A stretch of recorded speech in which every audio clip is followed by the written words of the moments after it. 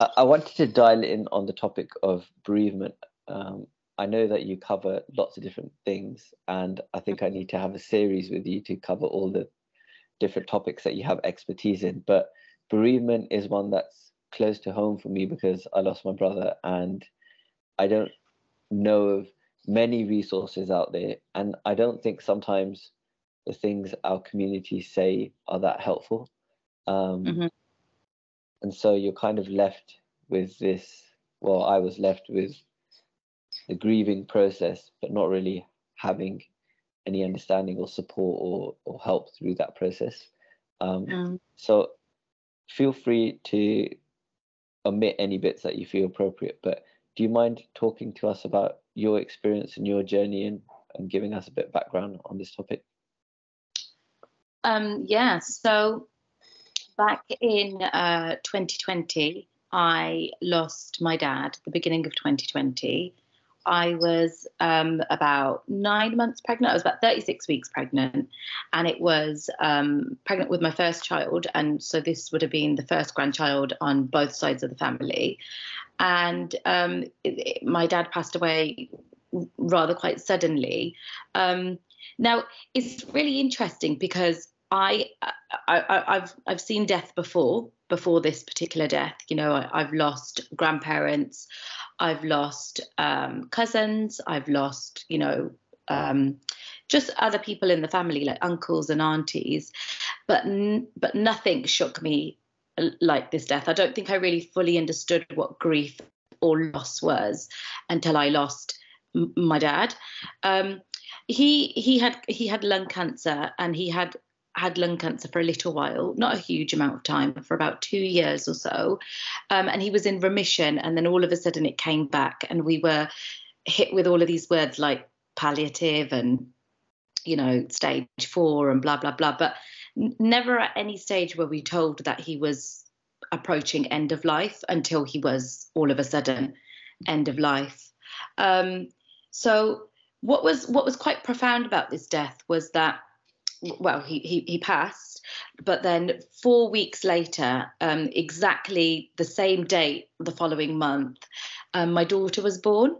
And so it really was like two sides of the coin, that kind of like life and death, was that happiness and that loss was all at the same time. And I think that was what was quite overwhelming, really, and probably made the whole experience so much more difficult and, yeah, just life consuming. Wow, that's really recent, 2020. Mm. Um, so thank you for sharing a topic which is still be so raw because it hasn't been that long. It took me about 6 years to be able to talk about my brother. So I really appreciate that.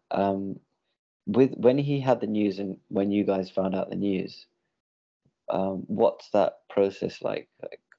Because there is that question around: is it better to, when you're going to pass, for it to be quick and for you to just and then on the other hand, like with my brother, he had a heart attack, so I didn't. He went to work, and I spoke to him the day before. I didn't expect him to die the next day. So we never really got to have those conversations that I really wished we had had. Did you Yeah. get an opportunity for that, or how was that period? So it's really interesting because he'd been in the hospital for about a week, and they thought he had a chest infection. Then they thought he had a collapsed lung. And then they were saying he was getting better. And then all of a sudden on a Friday, I got a call to say, Mandatt, you need to get to the Midlands ASAP. And I live in Bristol. And I mean, it's not a huge journey, but my parents, they live in Wolverhampton, so it can become a huge journey. And on a Friday, the traffic is horrendous. So I got this call about 3 o'clock to say you need to get here ASAP. And I think I knew in my heart then that something was definitely not right. Um, did I kind of have the opportunity? No, but I think that was partly because my dad was the kind of guy who wasn't big on, goodbyes. We were when I got to the hospital on the Friday, the consultant came quite quickly, and the consultant didn't really know what to say, possibly because we were given all of these, other possible things that could have been happening, and the consultant really didn't know how to approach the conversation. And I think he was really struggling, actually. And it was my dad that kind of cut the conversation short and said, just tell me how much time. And the doctor said, you're not going to make it past the weekend. And my dad shook his hand and said, thank you very much. You've tried what you could. It is what it is. And just kind of sent the consultant on his way. But and then he kind of, my dad, in 10 minutes, I would say, on that Friday, about 6 o'clock, he gave a little mini speech to my mom about, you don't need to worry. All your children are around you. He didn't even look at me, to be honest. I think it was probably a bit too difficult for him. But he kind of said, make sure you do everything for the baby. He'd already brought so much stuff for the baby as well. And he told us where his little pots of money were, where he wanted what to go where.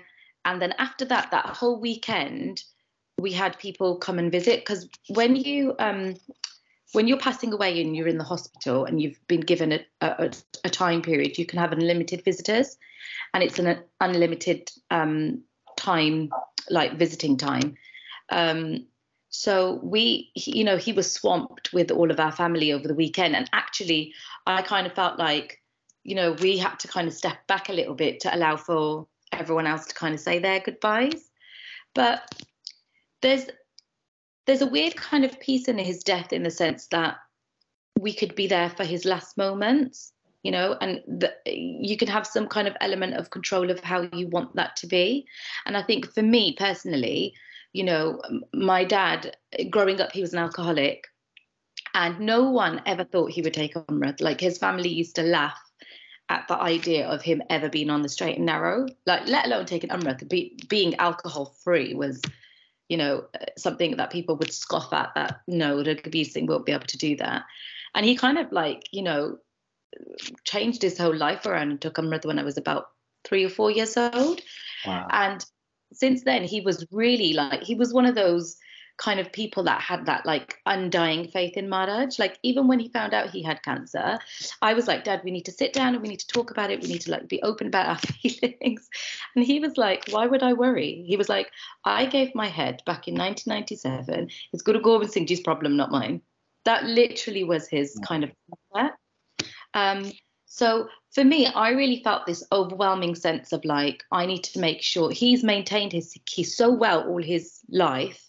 That we read in Gurbani that when death approaches, people get scared and they run away, and Sikhi shouted them there. And I was like, I feel like I need to be his strength, his Sikhi strength. I owe it to him as a Sikh rather than his daughter to do that for him and give him the best death possible. And I feel like Maharaj Kirpa, we were able to do that. He passed away listening to Sukhmani Sahib. And the last thing he heard was all of his family doing Simran around him as he took his final breaths. And, but it was really difficult. It was really difficult. And I don't know what would be more difficult, losing someone all of a sudden or waiting for them to die, essentially. Wow. Benji, what was the process like afterwards? Because in the Western world, they talk about stages of grief and that sort of thing. But for me personally, I didn't think I fit neatly into those stages. And I read somewhere it takes 6 months, and it definitely didn't take me 6 months. So did you go through stages of during that period of time? I think there's anger, grief, and etc., or did you find it was a different experience for you because of your faith or because of Sangat, or what was your experience? Yeah, I think it's difficult, isn't it? Because the Western world gives you this kind of anger, denial, bargaining, blah blah blah blah blah, acceptance being the last one, the last stage.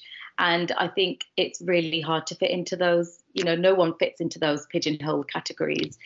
I think initially, I think I just went into like this survival mode, okay, I've got to, by default, be the strong one now. I've got to support my mum, I've got to support my brother. Sikhi Torte, me and Sukhjeevan Singh, we were thinking, what is the Sikhi thing to do right now? Okay, it's to arrange a Sej Part. Sej Part needs to be for 10 days. We need to do it in this much Maryada. And I think it wasn't until much later, actually, that that grief really hit me. I think when you initially lose someone, obviously you're hit with all of these emotions, but it's really hard to process. And then I personally went through this feeling of just numbness. The absorbs period. Some people are really for it, and some people are really against it. But actually, what the absorbs period in the Punjabi community does do is it forces you to talk.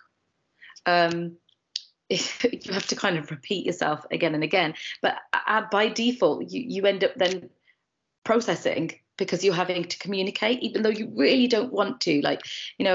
You don't want to have to keep saying again and again every Tom, Dick and Harry that walks through your front door about what happened. But it does kind of, it does kind of make you process what's happened. But I don't think I kind of I definitely didn't go through that bargaining, the stages in the way that it's kind of written or theorized. I tried not to have anger, and I think it was possibly because when some different Gursikhs came and visited me, they, I had comments like do Part and do Gurbani and channel your grief into Berag for Maharaj, all of which was not helpful in the slightest. If guys, honestly, if you know someone who's lost someone, do not tell them to do Part, because they will be doing the Part anyway, but that's the least helpful thing for them in that moment, because I think what ended up happening for me was I think I took those things on board, and then I felt like I couldn't cry and I couldn't grieve because I wasn't, I was hindering my dad's journey to his next destination. And what made it worse for me was that, I mean, I love my daughter, she's the biggest blessing in my life, but her birth was really, really difficult. I went from kind of messages of condolences and then messages of congratulations.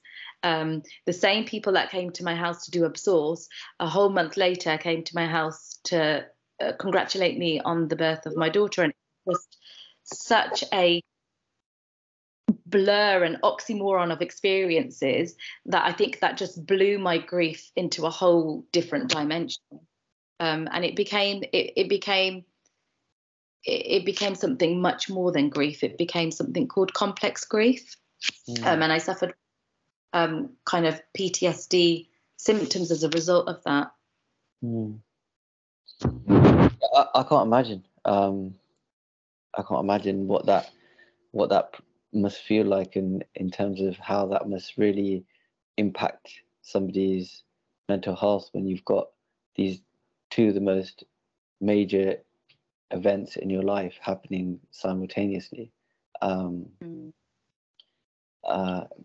terms of I actually got that. I'm not going to say who it was, but a family member said to me, Guru Gobind Singh Ji lost his sons. You shouldn't be sad that you lost your brother. And I didn't find that a particularly helpful comment at the time.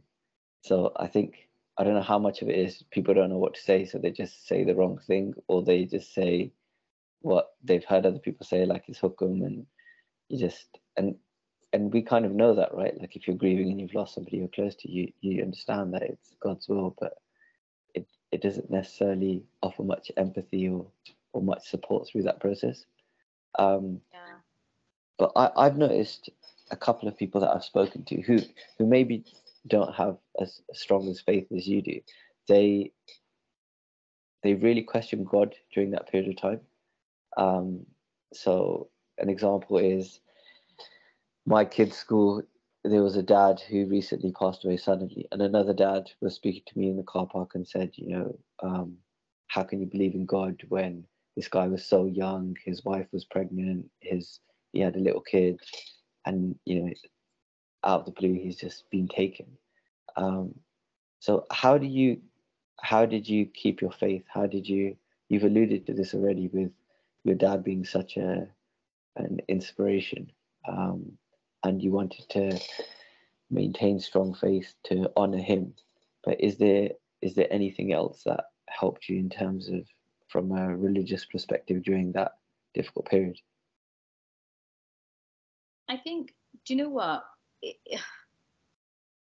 It's difficult. I didn't personally go through. I went through, why did this happen? How did this happen? How could this happen? But I never went through the blaming Maharaj. Hannah. And I genuinely believe the only reason for that, was because prior to my dad's death, Sukhjeevan Singh and myself used to do Larivar Katha Aloko Gurdwara. And in Bristol, there's not a huge kind of Amritari community. So I was his Gatha Party for about a year. And I remember in December 2019, there was one Shabad that we were doing Gatha on, and it really struck me to the point where I can't ever forget this Shabad. The Shabad is Aya Maranatraho Homeroye. And what it means is, Aya Maranatraho, you're destined to die, but our home, the thing that makes us be like me, is what makes us cry, because we don't realize that actually this dunya is mithya. It's, we're not here forever.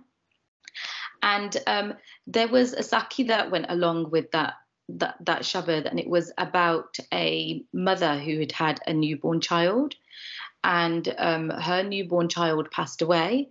And I can't remember from the top of my head whether it was Bhagat Kabirji or Sheikh Faridji, but it was one of the Bhagats that were walking by, and the mother said to them, she was crying, as you would, right? She was crying at the top of her lungs when her child baby passed away.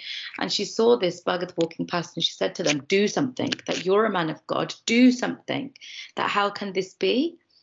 And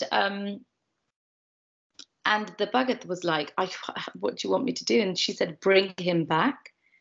And so through their kind of Shakti, they brought about the soul back. And the soul, when it came back and it manifested in front of the mother said, but it's me, Meteri Maya. I'm your mother, it's me. And the soul said, I don't know who you are, and I don't recognize you.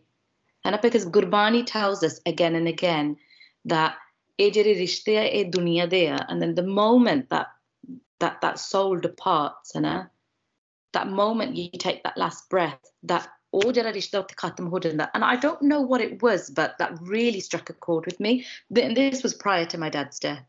So I think when we kind of knew on that Friday that he's passing away, I had already kind of understood that when I watch him take his last breath, that this body that is left is no longer my father.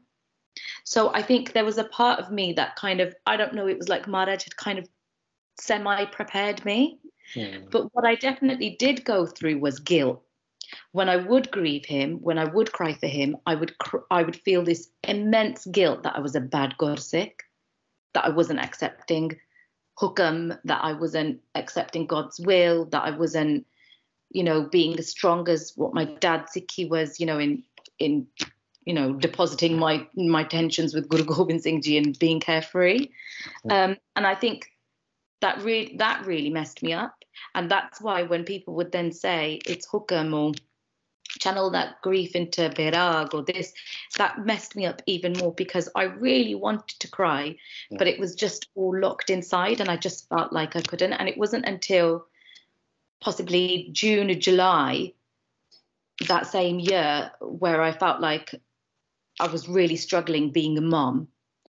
And Sukhjeevan Singh said to me, nowhere in Gurbani does it tell you that you're not allowed to have, human emotions. Guru Sahib would never say you can't cry. You do need to let your emotions out. And that's when I then decided, okay, I need help. I'm not going to be able to do this by myself. But in terms of faith, there was a big part of me that just felt like my dad's gone now, and that was hard, but I didn't feel like I could blame Guru Sahib because I felt like Maharaj had set the scene for me through Hanshavad on that one day in December. That's amazing. Babaji, how did COVID and that period of time impact what you were going through? Because there's a lot happening at the same period of time, and then COVID as well.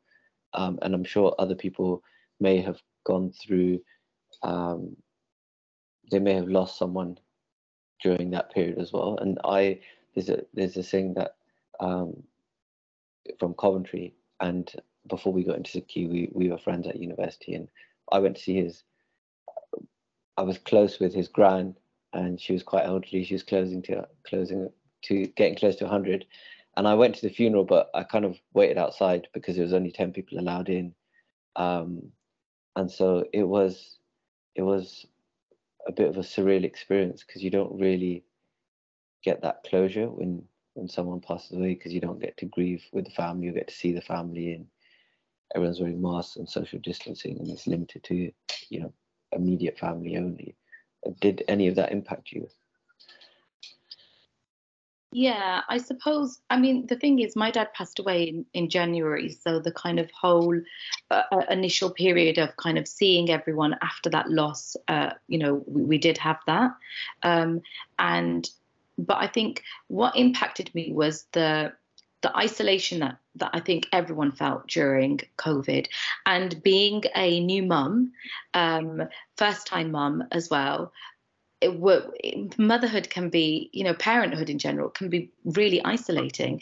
And when you don't have access to, mums clubs or taking your kids like a play group or something like that, and then on top of that you're grieving, it's really, really difficult. So I think I definitely, isolation was increased, and there was no kind of escape from what you were feeling, because essentially you were experiencing what you were in your home, and other than that one walk a day, which was a godsend, to be honest, but there was nothing else really. We were really fortunate that we have Maharaj at home, so that provided us a real sense of comfort.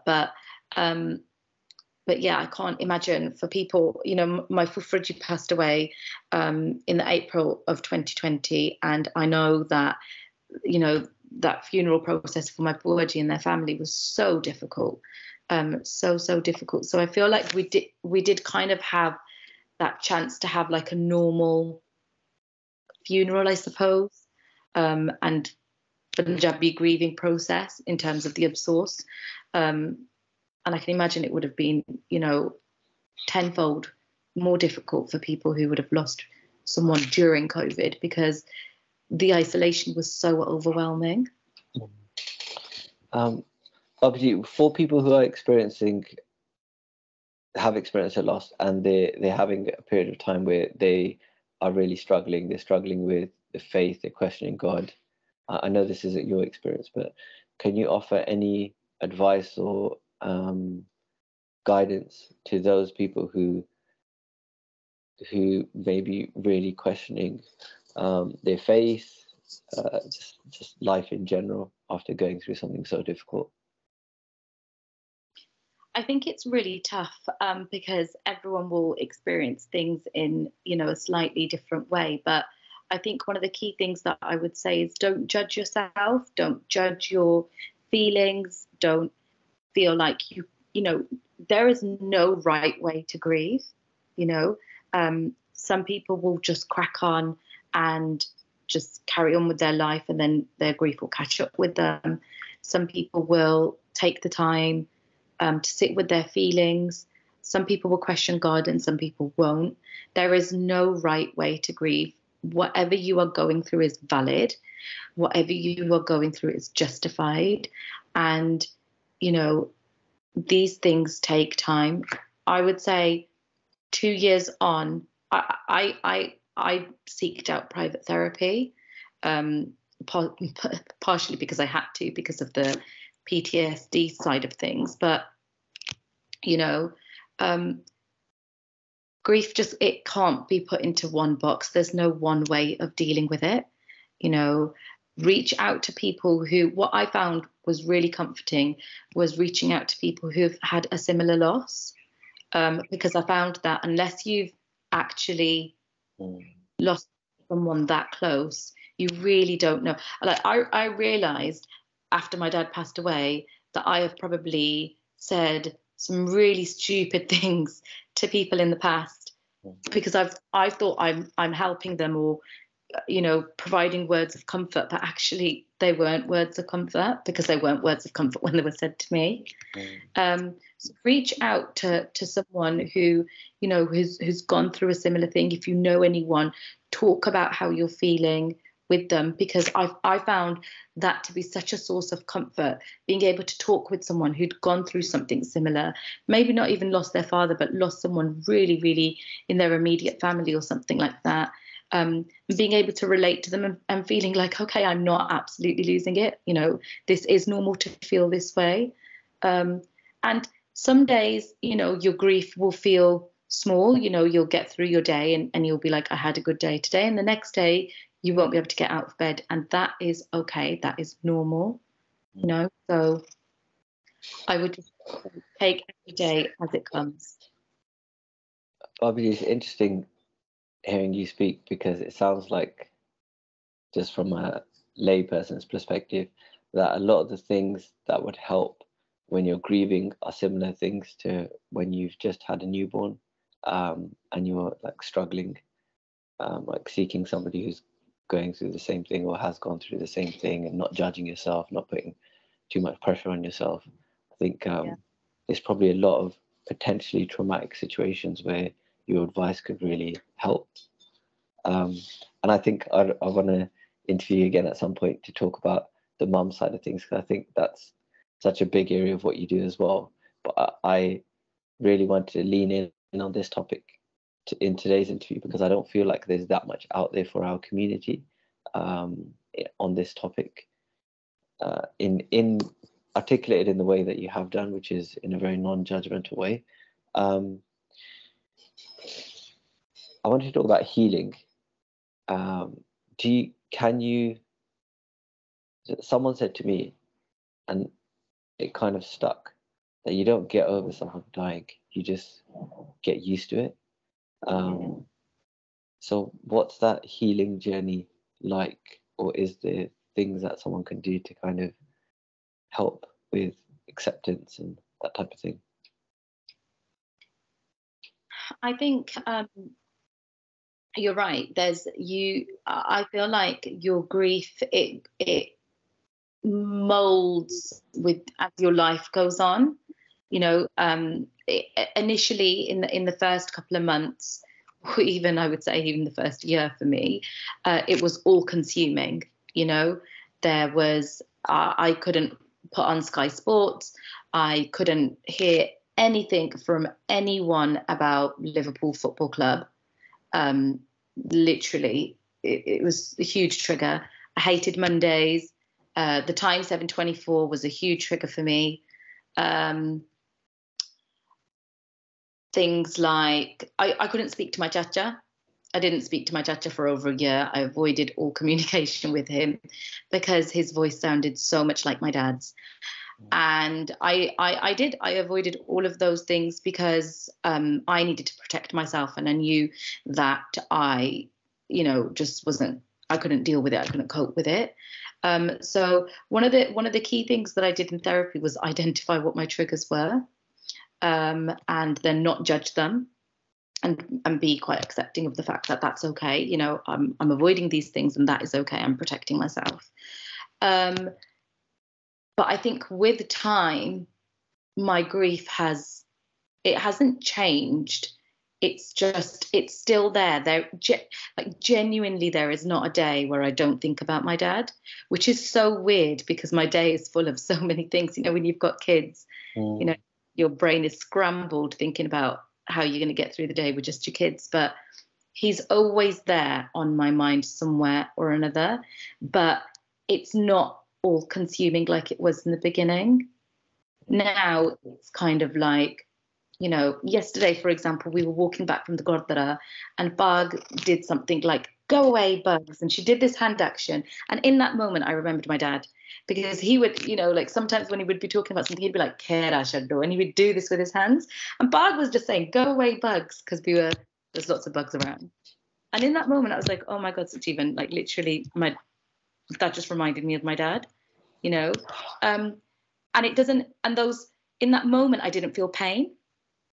You know, whereas I think a year and a half ago or a year ago, that would have felt unbearable. So I think, and I never say this to anyone when they've lost someone, because it's just not a nice thing to hear, but time really does help, you know. But I know when you say that to someone when they've just lost someone, that's not helpful, because right now what they're feeling, they can't comprehend that. But time really does help.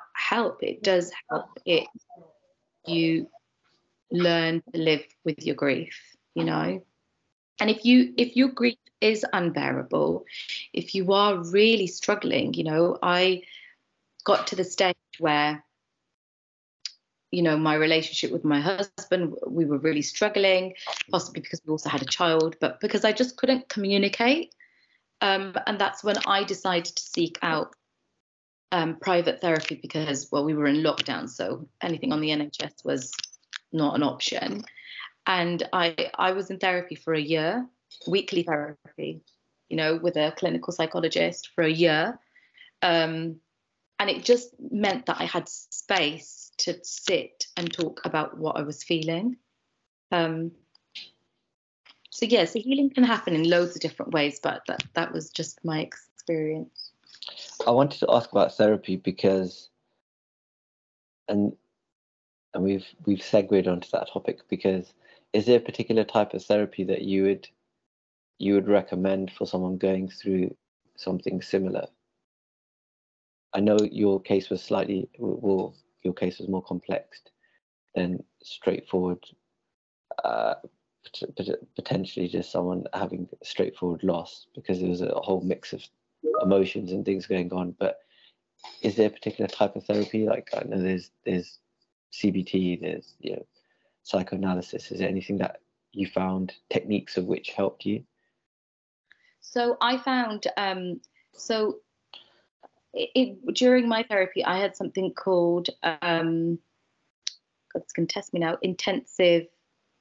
It's basically the type of therapy where you have to go back into your memory. Imagery, it was imagery work, intensive imagery work. So I had to essentially go back into my memories, because I was having PTSD symptoms from it, and that was partially because my labour was also traumatic. So I was in hospital for the exact same days that I was in hospital for when my dad passed away with my daughter, on the exact same dates. So I was induced. So my dad, we were told on the 25th of January that my dad wasn't going to make it past the weekend. He passed away on the 27th of January. And then on the 25th of February, I was induced, and my daughter wasn't born until the 27th of February. So my two experiences of life and death essentially merged into one. And essentially in January, I was waiting for my dad to die. And in February, I was waiting for my child to be born. But it was the waiting, the environment, the dates, everything that just really kind of messed me up. The therapy that I had was based on me going back into my memories and processing them for exactly what they were, and splitting the two experiences, because they'd become merged into one.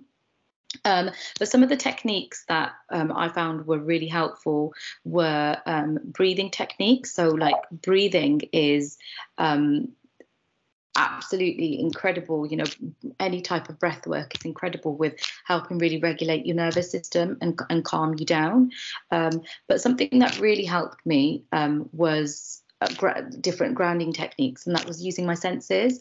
So, and this was something that Sukhjit Singh often had to do with me too, because I would get stuck in a memory. So, you know, he would have to kind of say to me, or I'd have to say to myself, what can I smell? You know, what can I see? I choose a color in the room and say, I can see a yellow banana.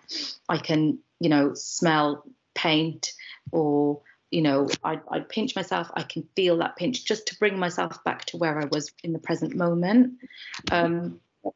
But there are charities that are available, and I would definitely kind of recommend, if you are struggling and you just need space to talk about how you're feeling, then you know, obviously Seek Your Mind is one of them. It is a great charity. But another one that my family used, my mum in particular, she went through cruise bereavement. Which is another charity, which is a good one, and you can kind of ask for you know, someone who speaks Punjabi or speaks your native language, and they essentially meet with you once or twice a week, and they kind of give you the opportunity to talk about how you're feeling. And because they are kind of specialists in bereavement, you know, they know how to deal with that essentially. But Seek Your Mind was another kind of charity organization that I know that my family used. And that was great, because during lockdown, you know, you couldn't see anyone face to face. So being able to have that kind of point of contact once a week where you could talk to someone and you could talk about the Sikhi side of things as well, was really, really helpful. But yeah. I will add those resources to the description box because I think they'll be really helpful. So thank you for sharing those. Where can people find out more about you? Where can people follow your journey? Because I know helping people with the bereavement stuff and sharing your story is only one part of what you do. So can you talk to us about what you're doing, how you're doing Prachar and helping people out there, and yeah, all of that stuff. So at the moment, I'm just an Instagrammer. Like, I'm just the one who made a public profile last year. And I think the reason why I decided to make Dat Mom on Instagram was because, well, I felt isolated. That was what it was. I felt like I needed someone to validate my experiences as a mom. That was the overwhelming thing. You know, I felt like I didn't have any kind of mom. I had mom friends, but like, you know, there was just no like sense of community, or, you know, my kid's got a cold, what do I do? Or we're going through a heat wave, how many layers should she be wearing? And should I have the bakar right next to her, or should it be on the road? You know, just basic things that, you know, we didn't have access to during lockdown. So I created Dat Mom on the back of that. And then I decided to share kind of my experience of losing my dad and how that impacted my my journey of motherhood, because it definitely did impact it. And I found that actually there were loads of people who've been through what I've been through, where they've had a loss during that antenatal period or even that postnatal period, and you know, I've connected with so many people and we've been able to share that experience together, really. So yeah, it's just Instagram. I never ever thought that, you know, so many people would kind of find what I put out there so relatable. But I suppose that's what life is. You know, my Instagram is just me sharing my life, essentially. The content is my life, and I think it's just nice to be able to relate to other people, and for people to be able to relate to me. So yeah, I think you help in more ways than you probably realize, and it's having a big impact. So thank you for everything that you do.